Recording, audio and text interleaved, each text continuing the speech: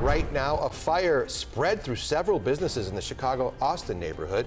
We're live on the scene where 100 firefighters have responded for flames that seem to be starting in a kitchen in one of those businesses. And an investigation this morning after a 14-year-old boy is shot and killed on Chicago's South Side. We're working to figure out what led up to that incident. And the Obama Presidential Center officially opens to the public in the next hour. We're live with a preview of what visitors can see and learn. But let's start with that breaking news. Crews are working to put out a fire in a strip mall in Austin. We know roughly 100 crews responded to the scene at Central and Division. Our Darius Johnson is at the scene right now with more on the cause of that fire. Darius, I know when last we spoke, you said they were just trying to make sure there were no hot spots. What's the situation now?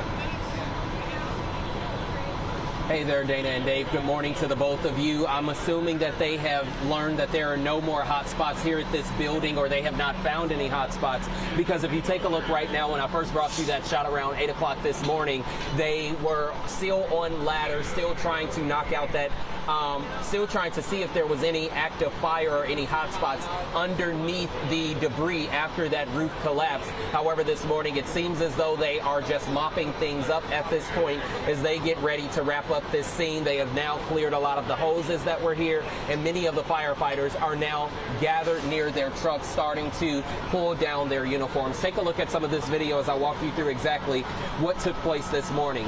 Fire crews tell us that the Chicago Fire Department received a call around 6:21 this morning of a kitchen fire at a business right here at the corner of Division and Central. That worker that was in the kitchen was preparing food at that time and found that active fire in that kitchen area.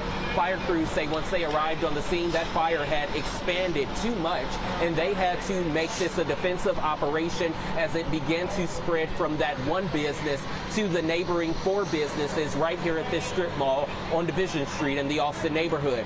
Fire crews tell us during that firefight, the roof collapsed of one of these businesses, if not several of these businesses. There were no injuries to fire personnel, and the one kitchen worker who was inside at the time who called fire was not transported to a hospital and was not injured. They were able to get this fire under control within about an hour. However, with the 100 firefighters who were here this morning with 2 separate ladders, they were still working to try to contain this and ensure that there were no hot spots more than an hour into this fire.